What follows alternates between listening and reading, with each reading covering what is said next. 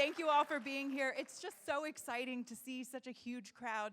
And it's really evidence to us that there's a real appetite for thoughtful and spirited conversation about the public good, about the common good. So we're just thrilled that you're here. I'm Dr. Erica Kidd. I'm with the Catholic Studies Project here at the University of St. Thomas. Let's welcome the president of the University of St. Thomas, Dr. Julie Sullivan. The Murphy Institute is a strategic venture of the College of Arts and Sciences Center for Catholic Studies and the School of Law. It works to engage our community in rigorous discussions that bring Catholic perspectives to bear on law and public policy debates. In a world that often seems polarized, we know that we must resist categorizing those with opposing views or beliefs from our own as evil or stupid or ignorant. In fact, they may know and understand things that we do not. And it is only when we start with this assumption that no one has negative intent and everyone understands things, and some things that we do not, that rational discourse can begin. And we know that worthy debate and challenge are essential to the pursuit of truth. So we are very excited to be hosting this conversation tonight. Mr. Douthit and Dr. West are certainly worthy challengers, and certainly neither considers the other as evil or stupid. And I look forward to their conversation this evening about Christianity and politics in the U.S. Thank you for being with us. We at the Murphy Institute had been toying with the idea of inviting these two guests for quite a while, but it was a line from one of Mr. Douthit's New York Times column that spurred us into action. Weighing the possibilities for a revitalized religious left, he wrote, quote, "I would far rather debate politics with Cornel West or the editors of Commonweal than with a liberalism that thinks it can impose meaning on a cosmos whose sound and fury signifies nothing on its own." And we decided that would be a conversation worth watching. I appreciate that, don't you? Be careful what you wish for. The conversation will be moderated this evening by Professor of Law and co-director of the Murphy Institute, Lisa Schultz. So let's begin. This is going to be fun, right? Let's start with a question ripped from today's headlines. President Trump described yesterday's U.S. missile attack on the Shayrat air base in Syria as furthering a vital national security interest of the United States to prevent and deter the spread and use of deadly chemical weapons. He called for all civilized nations to join us in seeking to end the slaughter and bloodshed in Syria and also to end terrorism of all kinds and types. And he said, "We hope that as long as America stands for justice, then peace and harmony will, in the end, prevail." This action is consistent with this country's highly interventionist model of foreign policy going back to the Great World Wars. As a consequence of these policies, the U.S. spends a truly phenomenal amount of money on military and intelligence. My question for each of you is whether and how the teachings of Christianity should inform American Christians' political stance toward military interventionism. Dr. Martin Luther King Jr. and Dorothy Day both argued that the teachings of Christianity were incompatible with this state of affairs. Others, such as Richard John Neuhaus and George Weigel, have consistently defended U.S. military actions by appeal to the doctrine of just war. What do you make of the division among American Christians on this issue? Is there any hope of building something like a consensus among them? And if so, what might it look like? I think in general, if you look at the nature of American military interventions, especially, I'd say, in the post-Cold War era, when we passed out of the period where we were, going as far as we did propping up dictatorial regimes in Latin America because of the Soviet threat and so on. When you pass out of that era, if you're just looking at the level of sort of ideals, what are you trying to accomplish? You can very often make a case, as in this case, that there's a perfectly reasonable case based on sort of cosmic justice for the idea that we are intervening to, attack a dictatorial regime that's slaughtering its own citizens and so on. And, the moral case is there and real. At the same time, part of, I think, just war theory properly understood is that you have to also take into account issues like the likelihood of your action leading to a truly good outcome further down the road. And so I guess this is a way for me to sort of try and slip myself in between Dorothy Day's pacifism and my friend George Weigel's take on the Iraq War. It's also a limited strike that is designed essentially to attempt to punish Assad for a specific crime. And you could make a sort of narrower argument that if you're not planning to escalate, that kind of proportional response falls within just war theory, even if you don't have a brilliant plan for the day after and the day after that. So I guess I'd say I'm more inclined to endorse a limited strike than a more open-ended intervention. But I don't have great confidence that either suggests a clear path towards the kind of ultimately positive outcome that would make this fit neatly under just war theory. How's that for a tap dance through the issue? I'll say this, though, that I like what Brother Trump said when he acknowledged that the killing of the precious children moved him, because that's a starting point for me. You see, I'm a Christian. I look at the world through the lens of the cross. I begin with the vulnerable and those who are crushed and those who are often overlooked. And a child in Syria, a child in Minneapolis, a child in Tel Aviv, a child in Hebron, a child in Southside Chicago, all has the same value for me. That's how I look at the world. The legacy of Dorothy Day, which is towering, the legacy of Martin Luther King is towering, but I'm not a pacifist. I'm a Christian, but not a pacifist. I agree with my dear brother Ross here in terms of trying to take seriously the tradition of just war that goes all the way back to the great Augustine himself. And the question then becomes, well, let's look at the data. The United States dropped thousands and thousands of bombs on Syria last year. Obama dropped 26,192 bombs in 6 countries in 2016. So it's not as if this is a shift.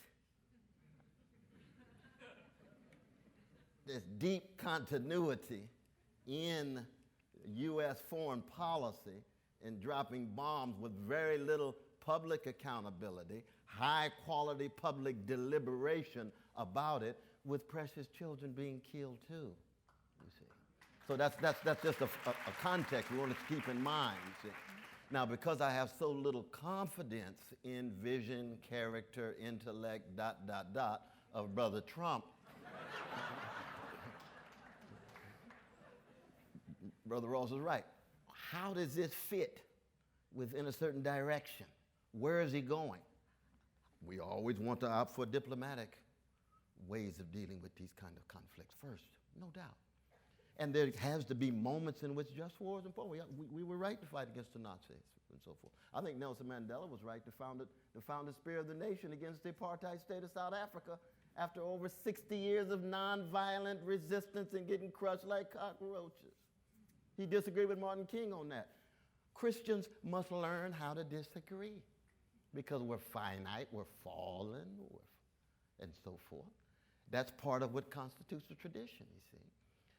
Now, in this particular moment, I do think that we have to have some way of bringing these crimes against humanity on a variety of sides in Syria, and we have to understand what led toward the situation in Syria. When I hear arguments about, well, he's doing certain things to his own citizens. Well, I heard that in Libya. You see, we can hear that. You didn't hear it in Chile when Pinochet was doing things to his own students. Oh, no, we were silent there. But I get a little suspicious in terms of what the rationalizations are. One thing that's interesting, I'm a political journalist. I write, in a context where most of my peers are, not prophetic philosophers, but Washington insiders. And it is striking how there's a weird sense of almost relief among a certain kind of political journalist that Trump Brother Trump, President Trump, Brother Donald. By the end, I'll be in the flow. That he did this because it's such a normal presidential thing to do. And it's normal for the reasons that you suggested, because the last president dropped a lot of bombs, and the president before that dropped a lot of bombs, and it's been part of our, That's right. in effect, management of the world order for a long time. That's right. But it's also normal in a way that sort of goes, it's more normal than Obama, because Obama was distinguished by his refusal to do exactly this the last time Assad crossed the line and sort of used chemical weapons in a way that nobody could deny. And Obama took the view, basically, that there was what he and his people would call this foreign policy blob, which was not a term of endearment, that that dominated thinking in Washington, and that the blob's perspective was always that, there's always got to be a military response, there's always got to be a military solution. And Obama saw himself as resisting all of that. And I know you feel that he did not resist it quite sufficiently. Over 500 drone strikes. That doesn't strike me as constraint, but go right ahead. Well, but Can I suggest a little bit of a thought experiment? Suppose that the attack of President Assad had been revealed to the world, and the use of sarin gas had been revealed to the world, and Brother Trump's response had been to do nothing. How would each of you evaluate that response? It would depend on what kind of argument or narrative he put forward as to why he did nothing. There's a wonderful essay by H. Richard Niebuhr called The Grace of Doing Nothing. Sometimes grace goes along with doing nothing. Sometimes cowardice goes along with doing nothing. Sometimes ignorance goes along with doing nothing. Sometimes wisdom goes along with doing nothing. We'd have to look and see how. Now, of course, we don't expect that much out of the brother, but this is a real thought experiment, you know what I mean? We assume Trump just graduated from the University of St. Thomas, took his philosophy courses, theology, studied Aquinas and Augustine, and moved on up to Jeff Stout and some other contemporary theorists. But we'd have to flesh out what kind of narrative he and his group, because it's really not just him. I mean, Brother Ross and I were talking in the green room. He's got a little group around him. And I asked Brother Ross, I said, well, who in the White House comes close to having integrity, or at least is a semblance of integrity? and I said Sean Spicer.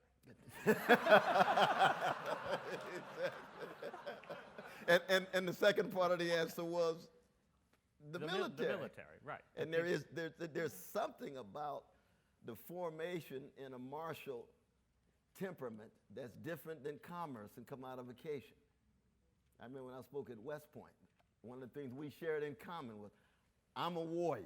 I'm a love warrior. I come out of the legacy of Martin Luther King Jr. and John Coltrane and Fannie Lou Hamer and Ella Baker, you see? And they are warriors for the nation. So I got the cross, they got the flag, but we're warriors. There's something about character formation in being on a battlefield of life and death.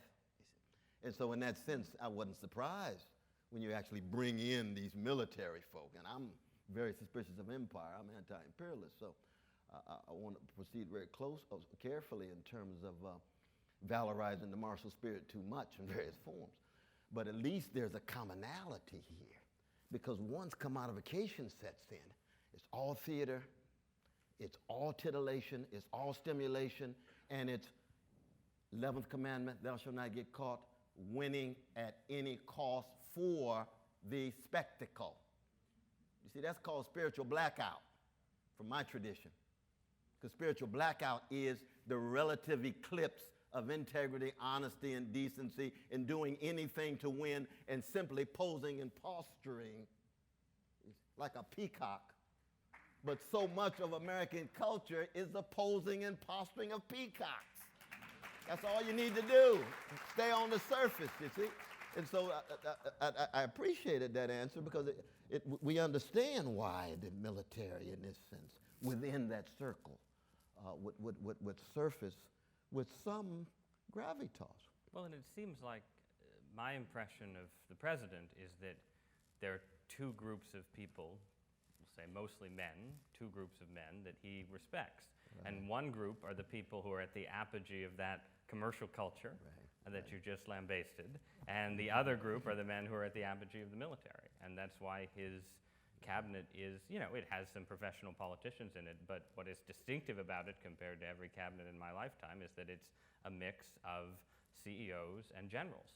Over the past few years, the Black Lives Matter movement God has bless 'em, God drawn bless 'em. attention to the structural injustices suffered by racial minority groups in the United States, particularly African Americans. And indeed, Professor West, your arrest in Ferguson in August of 2015 is a testament to your concern for that continued structural inequality in the United States.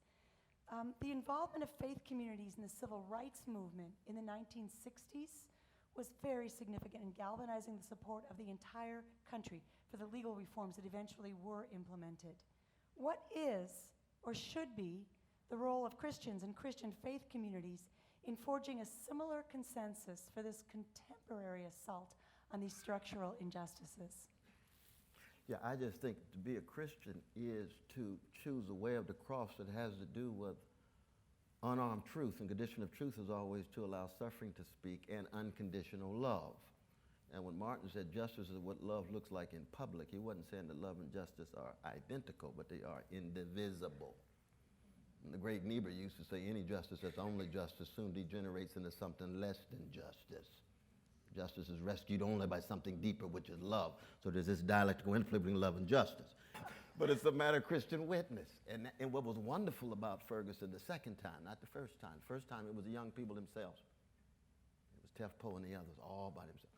But the second time you got a wave of ministers. Sekou, Jim Wallace, Mr. Tracy, a whole wave of ministers. Now, I'm not a minister, I'm a lay Christian. That's a sign of divine wisdom. I'm never called to be a minister. But it was a wonderful thing to have some fellow Christians there. We had Jewish brothers and sisters there, the legacies of Rabbi Abraham Joshua Heschel and others. We had the rabbis there. We had the Islamic ministers there. We had Buddhist temples, Buddhist leaders and so on. So there was a wonderful religious witness there. But I think the important thing about it is not to either fetishize it, you don't want to ascribe magical powers to it and so forth, or you don't want to completely ignore it. Because our secular brothers and sisters, you know, usually when they invoke Christians, it's the Christian right. And I say, well, I have a tradition I can introduce you to. From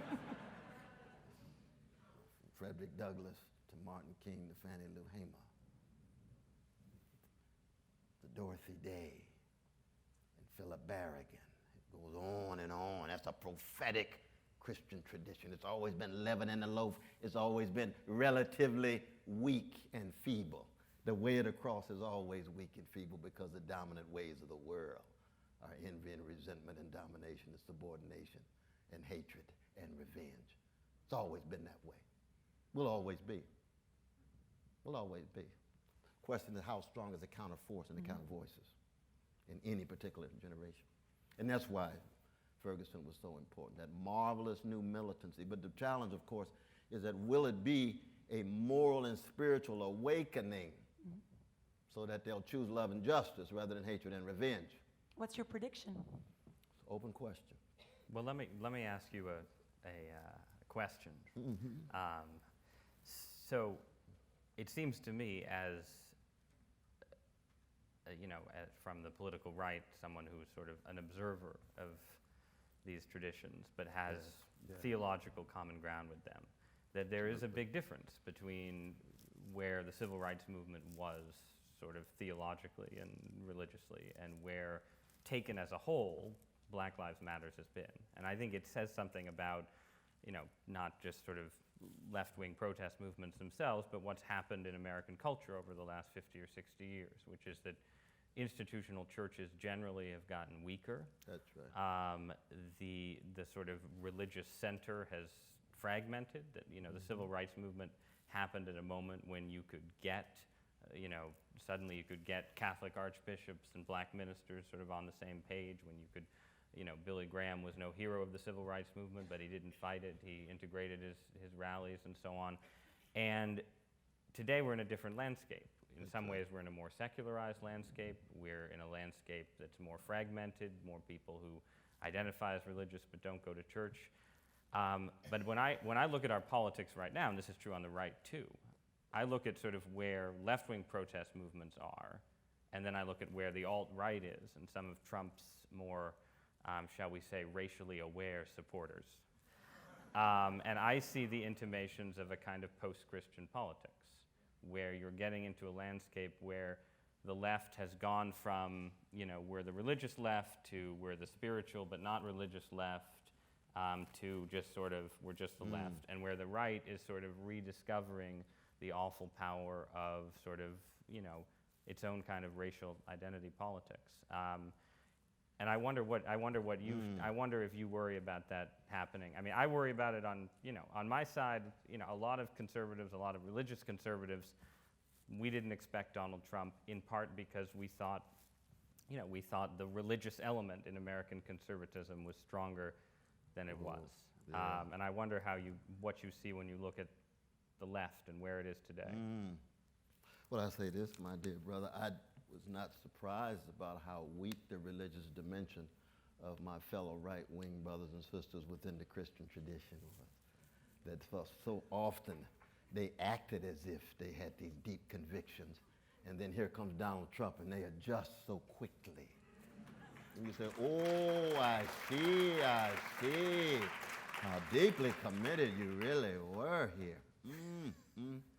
Harsh but fair. Shame. So no, you say it in love, you say it in love, but some folks got love at a distance too, though. It's true, because these same kind of folks shoot you down, But the point is, you laid bare a very rich narrative of the last 50 years. Let's just remind ourselves, 49 years ago, in 3 days, Brother Martin was shot down like a dog in Memphis. That's a BC AD moment in the history of American democracy. If we were to go back to that moment, what would we find in Minneapolis? Probably was on fire. There were 150 cities on fire. First time the National Guard had to protect the White House since the Civil War. The white power structure opened itself. And it was not the legislation, it was the massive rebellions with our precious brother who loved us so, shot down in that way. As Christian, as black, as human, as Jim Crow, a child of Jim Crow, Georgia, and so forth, you see. But he represented, like a John Coltrane in music, a level of spiritual maturity and integrity. He didn't say purity. He was flawed. He made mistakes, private life, public life. But he had a spiritual integrity, and he had a maturity. We've lost so much of that, no matter what color we are. I am very old school in terms of these older legacies that come out of Athens and Jerusalem and come out of Egypt and Paris and Harlem and so forth. You see. But you want it all to hold together, right? You want John Dewey in there. Oh, God, and I think yes. John Dewey's your enemy.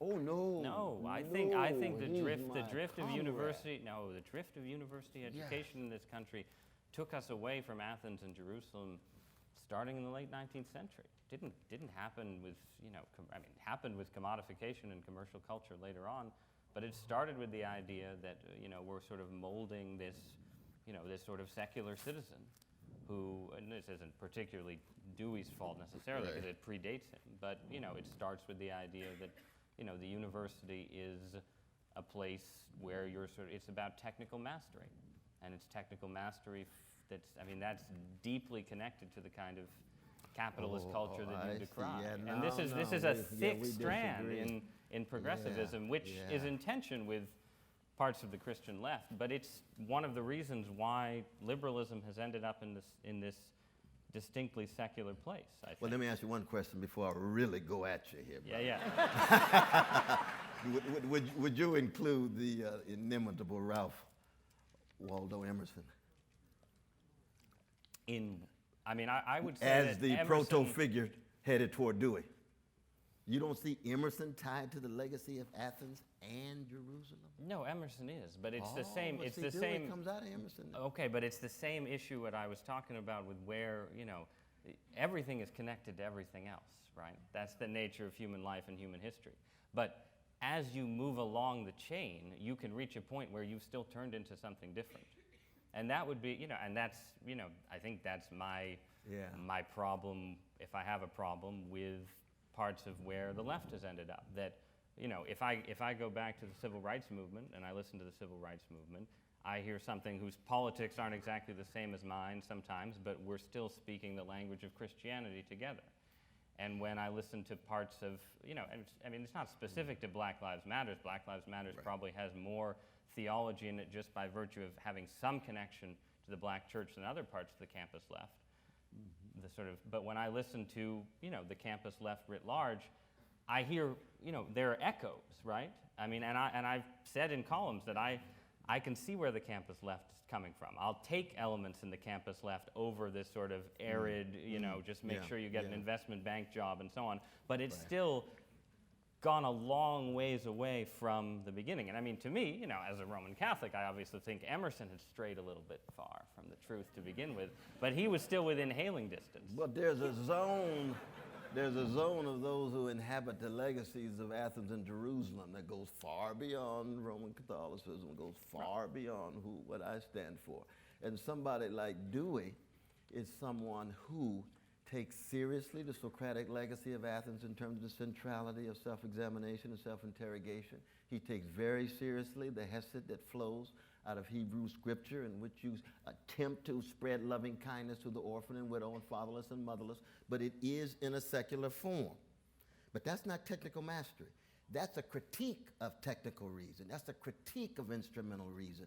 Dewey's is often perceived, and he's appropriated by technocrats. The way Leo Strauss was wrongly appropriated by a whole lot of neoconservatives. And they don't like the Nietzschean dimension of Strauss. Well, that's another issue.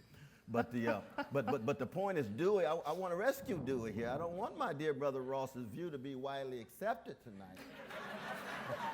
Of John Dewey in terms of a critic of technological culture. He's looking for human beings who are shaped, who will become critical citizens tied to public life, and as a secular person whose roots flow directly out of Christianity. I think that a lot of left-wing protest politics today, there is a sacralization of victim groups in human history. That is that has clearly a religious element. But I think that it's ultimately incoherent and kind of a dead end without that theological substrate. Because in the end, the historical victim group, whether it's black or gay or female or transgender or any other group, is not in fact Jesus Christ slain for our sins, right? It's just another fallible human group that's just as capable as any group of taking over power and scapegoating and oppressing in its turn. That's exactly. And so if you're trying to sort of do Christianity without the Christian foundation, not that Christians have done it that well with the Christian foundation, but I think you end up you're more likely to end up repeating the same cycles of power and domination when you yourself take power. You are both graduates of Harvard University, and Harvard University has this bold, succinct slogan, Veritas. He was 3 years, right? so. Okay. As you can tell. The slogan of that university is Veritas, truth, and we here at the University of St. Thomas have recently adopted, as a Catholic university, a different slogan, all for the common good. How would a university that's striving for the common good, how different should it look than Harvard? Should its administration, should its faculty, should its staff, should its students be doing something different than they would be doing at a university whose slogan is truth? You wanted to grab that one? Well, I'll just say, in defense of Harvard in its antiquity, the original slogan, I believe, I may be getting this slightly wrong, but the original slogan of Harvard was Veritas pro Christe et Ecclesia, I think, which is truth for Christ and his church. And we sort of swept the Christ and his church business away. But I do think that slogan has a little bit of a different valence, because it is suggesting that truth is in this, it's the pursuit of truth is in the service of something else. Right. And I guess my take in a way is that you want both. You want the especially the elite university that sees itself sort of self-consciously educating the leaders of tomorrow, to be both sort of focused on the actual pursuit of truth. I think there is a danger in saying that your university is just about sort of, that we've, and I'm not saying St. Thomas does this, but there's a tendency to, I think, abroad in certain academic environments to say, well, we've all agreed on what the common good is, and it's something that probably happens to align with a certain set of left-wing perspectives, and so the purpose of the university is to further that. And then you're sort of shunting a core mission of the university over to one side. You're saying, well, we've answered these basic questions, we don't need to debate them anymore. That's not what the university is for. At the same time, you don't want a university that's, since it is supposed to be educating people for the world, you don't want it to be so sort of abstracted from that world that it's just, people reading too much Foucault, or people sort of That's right. wandering into going deep into their laboratories and never coming out. Pick whatever example you want. So I think the ideal university would put the two together. You would see yourself as educating people for public service. You would have and you would see your academics as being committed to the pursuit of truth, and you would have an open-ended understanding of what you'd want, an open-ended understanding of public service that somehow wasn't so open-ended that it collapsed into the whole, like, well, I'm only going to be a consultant for 4 or 5 years, and I'm going to make my money, and then I'll do something important for society with it. You don't want to collapse to that point, Absolutely. which might be where some universities have ended up.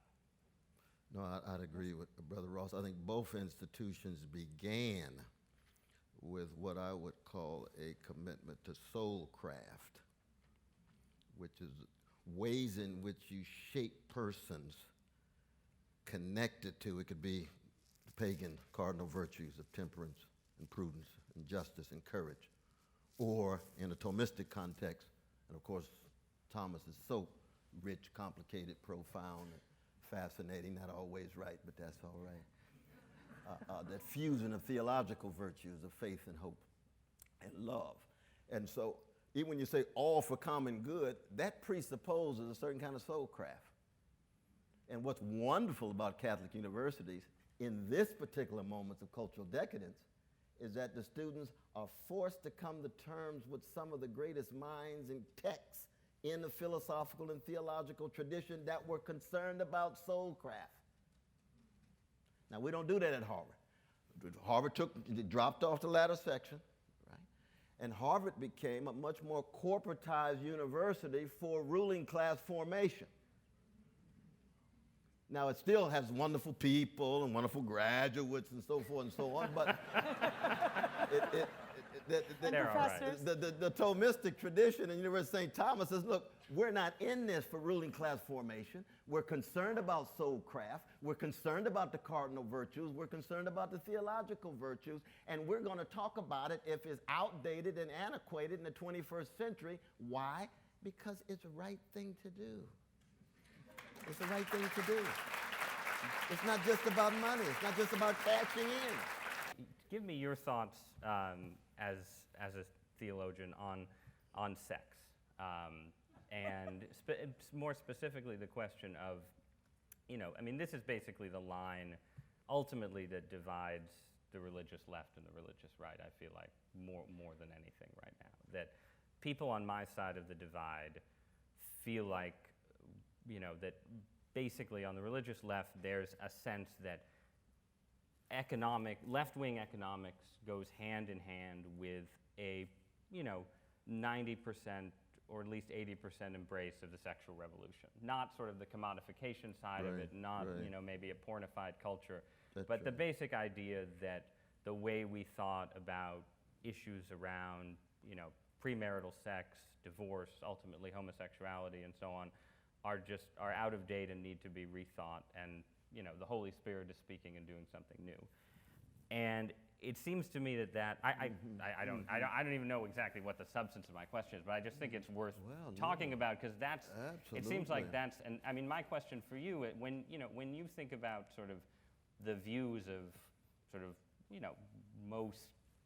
most left-wing Christians in this country, and you think about sort of the bulk of the Christian tradition going back to the Bible itself on sexual ethics, how easy do you think it is to reconcile the two? Like, do you think that people on my side of the line are just missing something obvious, that, it should just be easy to reread, in the Catholic context, Jesus on divorce as not saying exactly what he seems to be saying, to reread St. Paul on homosexuality?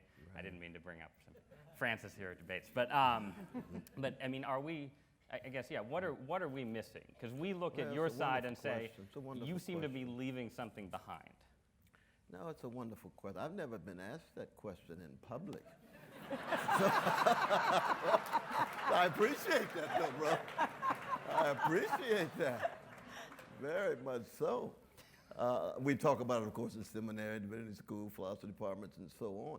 But my read has always been this, that first we had to proceed with an unconditional love for each person made in the image and likeness of God. That begins, that's our trans, that's bisexual, it's gay, it's lesbian, it's straight, and so on. And that's very important, because you don't want hatred to play such a role that you can't have a conversation with the required vulnerability. Because these are very, very difficult and delicate issues. And you have to have an openness, and you can't have an open without vulnerability, but the vulnerability is trumped or foreclosed if you don't have this sense of persons who are in the conversation respected, even if you have these very deep, fissures in a certain sense. I proceed on a notion first of I thou. I think Buber and the others say, how do you ensure, to the best of your finite fallen ability, an I thou dynamic with the person that you are with? Because I can't go with the notion, well, because you're married, but it's still I it, that's all right. And yet there's an I thou outside of marriage that has more spiritual integrity than some folk who are in the institution. I say, no, that strikes me as pomp, circumstance, where's the spirit? Too much letter, not enough spirit. And you can imagine my conservative brothers and sisters say, oh, Wes is starting to slide down that slippery slope. And he's a relativist. We love our slippery slopes. And I do understand that, because I understand. This is Brother Robbie George, yourself, and the others who I love to learn from and challenge and be challenged. That I do understand that you all are concerned about not just the society, but you're concerned about the individuals and the kind of integrity that each individual has within an institution of marriage. But that, to me, is very important. That's very important. And the question becomes, how do you preserve that when you also talk about other kinds of relations, same sex or trans or whatever it is, you see? And I do believe that as important as Scripture is, that there are certain hermeneutical limits in its application to late modern circumstances.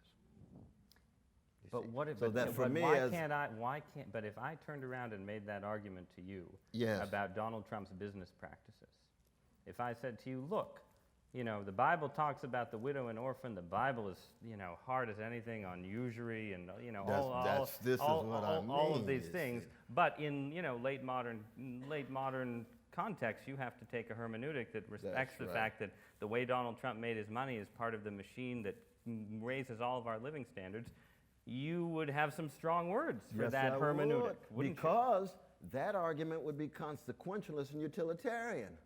But what brings you and I together, we are deontologists as Christians. Mm-hmm. We're not concerned just with what the consequences and the effects are. We're not utilitarian in that way. Let Peter Singer have that. You see what I mean? Let We utilitarians can, have we that. can agree that we're against Peter Singer. Yes. Absolutely. Absolutely. You see? OMG. Absolutely.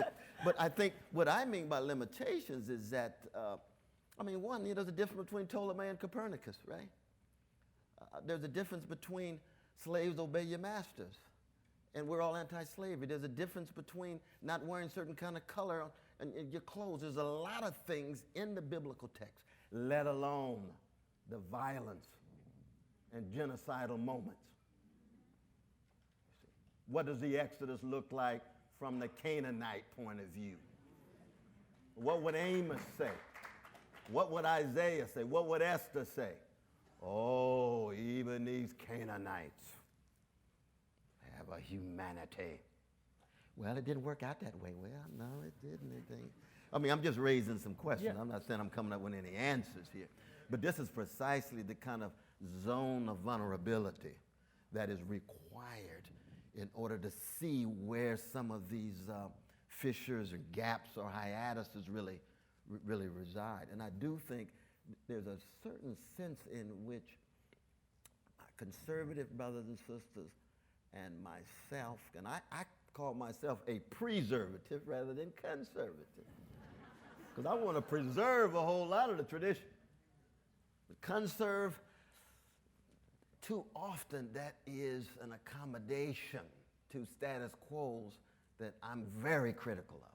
You see what I mean? And so the question becomes then, where is that overlap, preservative and conservative? And sometimes there's just this fissure in the road, and you can't, in the end, be able to bridge it. Yeah. We can still love each other, but we can't bridge it at a certain point, you see. I guess it just, when I look at our culture, Yes. I see that sort of sex, right, in all its many forms, is bound up in just a lot of the sort of broader cultural trends, commodification, everything else that you're decrying. But not And- sex as cause, but sex as consequence.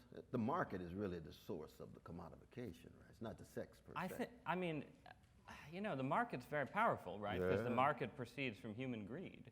Yes. But sex also proceeds from a very That's powerful true. human impulse. But depends and on I guess what this kind is, of I guess, sex. yeah, I Depends guess on this. what kind of sex now. Well, this, yeah, and maybe this is the core. I There's the thou core sex, I left, would right never call divide. greed. But I thou sex is not greed, though. That's a sharing of vulnerability and a magnificent joy that flows from pleasure. Well, what am I supposed to say to that? Come on.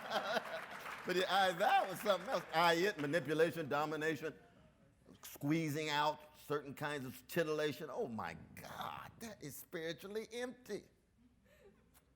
We agree with that? We agree with that. Absolutely. I am just so thankful, Mr. Douthit, that you raised the sex question because People always say that I to would me. It's not funny. have dared to do it. My name is Nathan Delgado, and I represent my community and Ujamaa Place. My question is focused around perpetualism and control of the mind.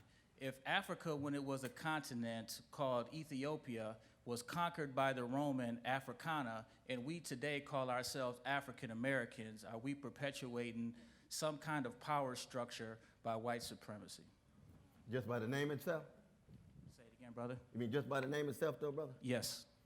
Oh, well, it's such a historical leap, though. To go all the way back to that particular historical moment you just invoked, and then come right into the New World, the U.S. experiment, slavery, and so forth and so on. Just a time crunch. Yeah, exactly. So that the issue of, names are very, very precious but fragile things. They mean much to us in biographical time and historical time over long periods of durace. There's so many mediating factors, my brother, so that the question becomes for me is it's less the name and it's more the deed, the action, the life lived. I am much more in love with Negroes named Martin Luther King Jr. than these postmodern Afro-Americans who got a fancy name but too cowardly to really want to fight. See what I mean? so that so whatever you call yourself, that's fine. Work it out. Let's see what you're gonna do on the ground. That's where I want. Mr. Dockett, do you want to pitch in? I mean, so many perils. It does. Negro national anthem does sound better Doesn't that sound than good? Afro-American national anthem. Absolutely. The Negro lift every voice. And yeah. That's Negroosity right there. I guess I would just say my view is that you get further by reclaiming reclaiming forgotten parts of the past That's right. than by trying to rename and erase things that have had those names for a very long time. So I'm generally against, the sort of I mean, I think, it's complicated. It's like, Yale University just went through this Yeah, whole with thing over Calhoun College. Calhoun right? College, yeah, exactly. And Calhoun was a brilliant philosopher, an incredibly brilliant political philosopher, incredibly important American statesman, and a, horrifying racist who did more to sort of instantiate the view that slavery was here to stay than a lot of other figures. So I can see the case for renaming Calhoun College. At the same time, like if you look at sort of what's going on in, in debates about sort of the South and Confederate memorials and so on, my view is that, if in the entirely imaginary world where I were black or African American, I would be much more interested in getting to the point where you have, more memorials to slavery, more, where you can go to the South and go on actual plantation tours. There was a story in the Times about like one of the only places where there's a sort of serious museum of plantation life that really digs into what what plantation life meant for slaves. It isn't just for tourists to have their Moonlight and Magnolias thing. That to me seems like a more important priority. Put up new statues rather than figuring out how to, sort of, I mean, those Confederate statues are part of the Southern past. It's part of the reality. And yeah, so I, again, as an outsider in many ways to these debates, I think that there's more to be gained by recovery than by erasure and abolition of what, realities of what the past was. My name is Mahmoud El Khadi, and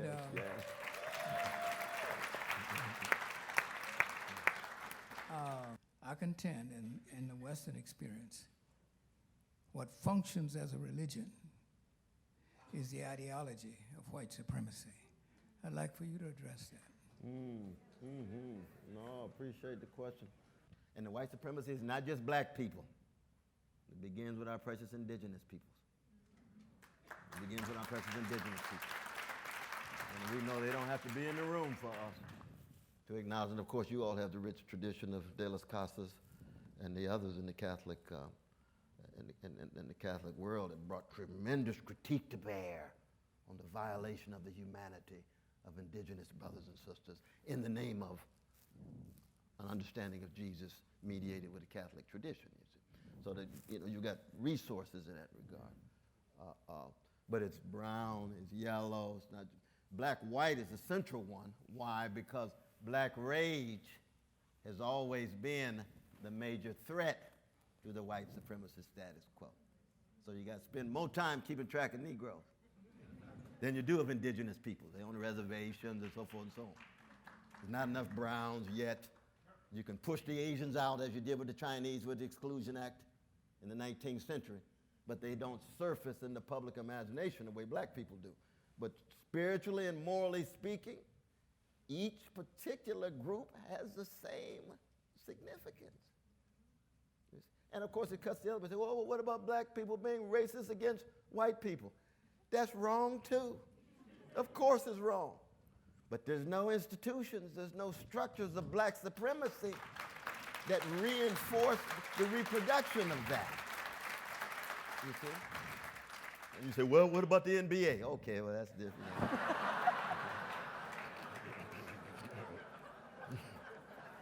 Owner's still white, but the talent, we understand.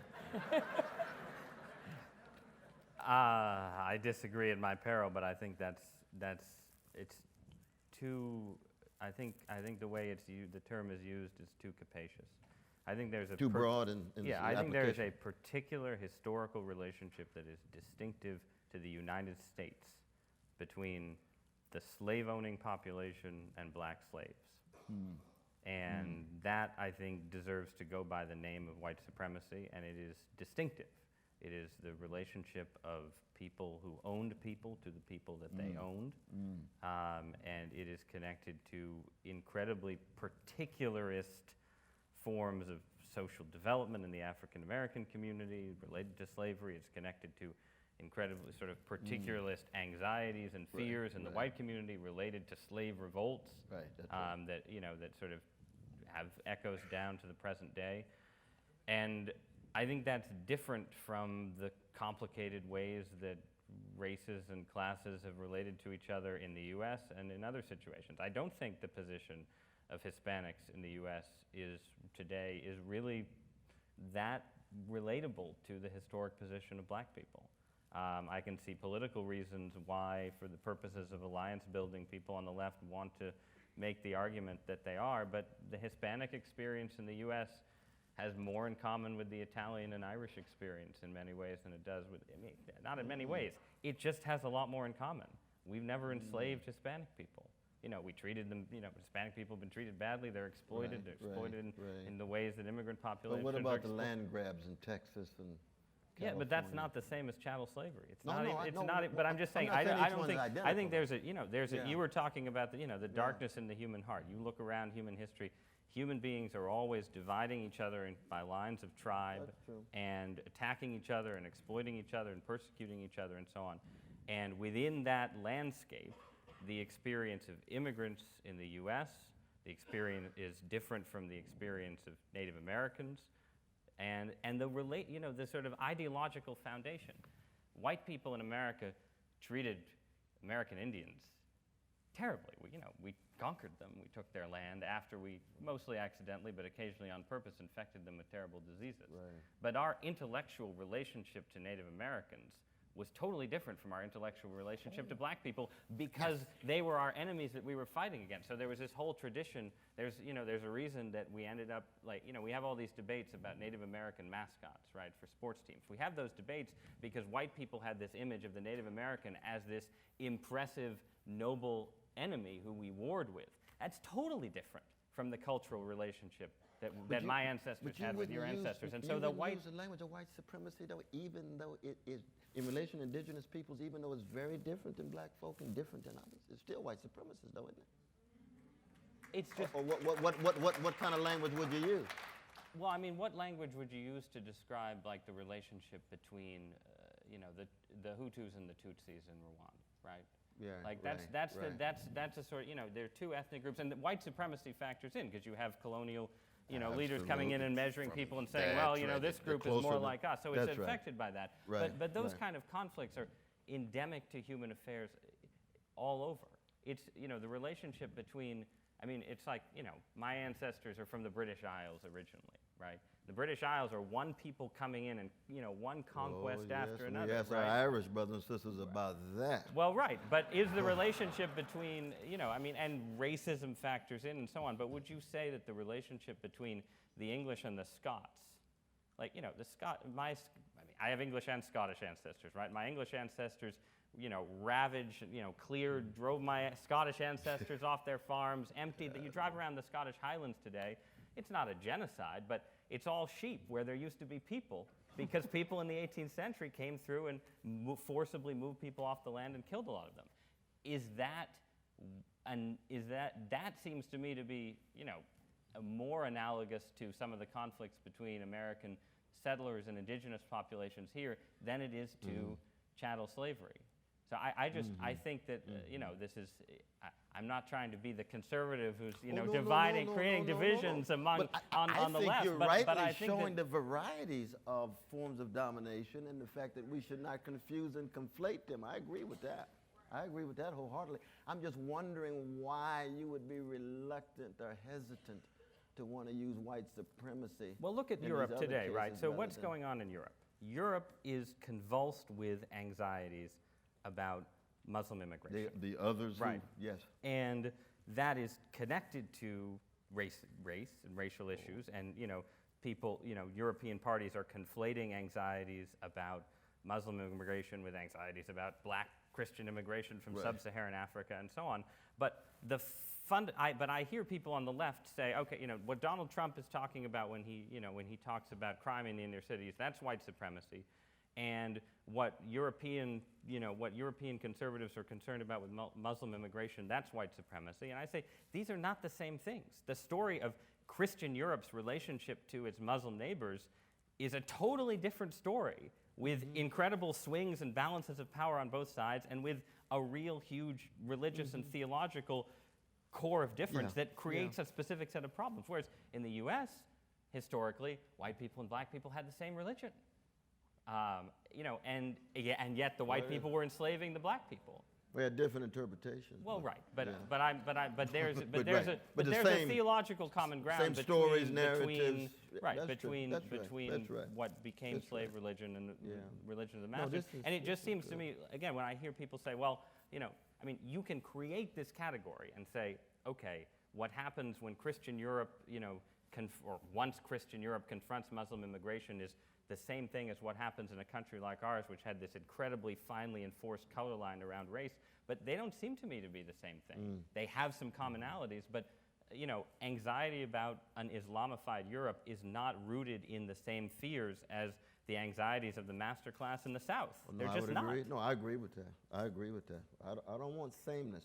I want specificity and distinctiveness, but I can still apply a category in each circumstance and see how it's articulated in different ways relative to those circumstances. Hello, my name is Xiomara Guzman. I'm 16, and my question is for Dr. West. What advice would you give to our current youth, more on my age spectrum, where racism, discrimination, and xenophobia feel more prevalent under this Trump administration? Oh, I wouldn't be obsessed with Trump. Don't fetishize him. Don't give him magical powers. He's going to come and go. The crucial thing for you, my dear sister, at 16 years old, you got a whole life to live. And you commit yourself to a vocation of striving for spiritual and moral excellence in the life that you have. So you enact an integrity and honesty and decency and courage that puts a smile on your grandmama's face. Oh, that's what we're talking about. That's what we're talking about. Oh, dude.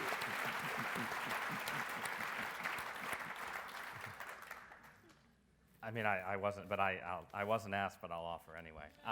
No, absolutely. I agree with what Brother West said, and I think it's useful to remember, that real life is not the internet, and right. the internet is a magnifier of anxiety. And I'm not saying that you should not be anxious about the presidency of Donald Trump. I've written many columns expressing my own anxieties about the presidency of Donald Trump. I'm not saying that you shouldn't be anxious about racism and discrimination and every form of evil in the world. But you should be most anxious about them where they affect your real life, where you really live, in your family and neighborhood and community. And if you encounter those things in your family and neighborhood and community, you should dedicate yourself to fighting them. But there is a temptation to go out and seek out sort of, virtual experiences that confirm your anxieties and magnify them in ways that don't reflect the reality of everyday life. And the reality of everyday life is that, America in the year 2017 is, decadent. That is a word that you and I can certainly agree on. on that. Absolutely. Flawed, fragmented, split apart in all kinds of ways, corrupt in all kinds of ways. But, most periods in human history have featured, evils and corruptions greater even than the ones that we confront now. And people in those contexts have found ways to live their lives heroically and bravely and courageously without falling into a palsy of anxiety and victimization when bravery and heroism are what's actually called for. And that is a better way to live. Absolutely. And Absolutely. it's a hard way to live on here sometimes, which is a case, I think, for whatever else you do in response to the Trump presidency. live as fully as you can in fleshed reality whenever the opportunity presents itself. And there I've brought us back around to that, sexual ideas, I guess. Thank you all for coming, and please join me. I think that we have had a phenomenal example of the kind of dialogue I wish we had in the rest of our country these days. We are taping this. I want to send it to everybody in Congress. I would like to show them how we could talk and how we should talk to one another in order to address the very real challenges that we have in front of us. Please join me in thanking our two brilliant speakers for their conversation. Oh man, it was wonderful.